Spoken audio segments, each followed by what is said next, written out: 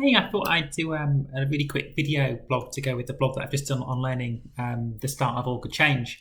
And I just thought I'd kind of put a few words around it, kind of really following the blog, but obviously if you've got accessibility issues, I suppose it would also help with that too. So I just want to start off, I was always told, probably in my 20s, it's far easier to run to something than to run away from something. And I guess you can kind of summarize that, and if a bear's chasing you, you're literally going to run like mad to get away from the bear. But also, if you could just imagine yourself and you're in the middle of a desert, a desolate desert, and you need to get away. It's like, which direction do you run in? Do you run north, south, east, west? Or do you just stay where you are? If you're in that kind of place where you've just got to get away from, unless you've got some direction, it's really, really hard. And whether that's you have an excuse to go to a new relationship from a relationship that's not very good, or maybe you just need to get away to a new job or a new career. Maybe it's something as starting a family. Maybe having a family is something you want to run to, or going for that promotion. Just moving away from those old things to something new is actually really hard when you've got no direction. So trying to find that direction's difficult. Especially if you're like stuck in a rut. Or I certainly remember one job I had where I was like in a groove. I loved this job. I'd been there for 4 years, and it was just a wonderful, lovely place to work. But I knew that at some point I'd get a promotion, but actually, some point when I don't know. It was stuck in this kind of lovely, chilled groove. But I knew something had to change, and of course, I picked myself up and I went for a job, and I got the job.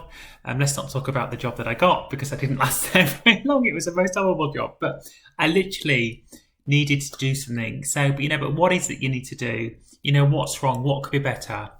And sometimes we just don't know what and how that is, and that's really kind of what I'm talking about with this blog, which is actually, how do we get to know what those possibilities are? And the only really way we get to know what those possibilities are is really to learn. And maybe that's,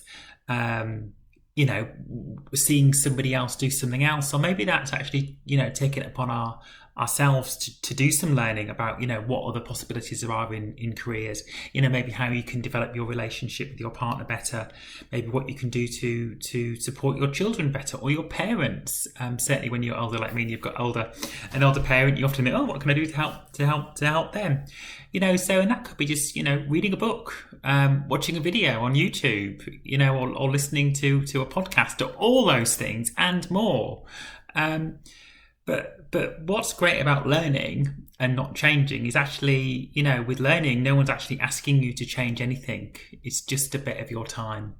And that's all that's needed for learning. And then, maybe that will lead to some change. And, what I would say is, we've all been through some change in our lives. And that, again, could be, breaking up in a relationship, or it could be, being made redundant, or it could be someone's changed our job role, or it could be anything. But, that uncomfortable nature of change is just amplified when we don't kind of understand the things that are behind it. It's just really hard. It's like, being dragged down a dirt path. You feel every bump. But when we have some explanation, when we understand a bit more about why the change is happening, we don't rebel as much. We don't get angry. We don't fight with every fibre in our body to stop the change happening. We might get a bit demotivated. It might get a bit depressed. We might get a bit anxious because that's what change is.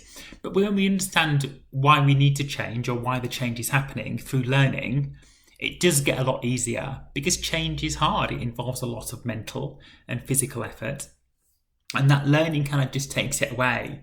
And I get frustrated when I see organisations doing these change programs. And we've all been there, where we're asked to change something. And that might be something as simple as a process, or it might be moving a department. There might be some big reorg. And this is, I suppose, what I do in my job. Unless there's communication and the reasoning and the learning and the tolerance to show people along the journey through learning,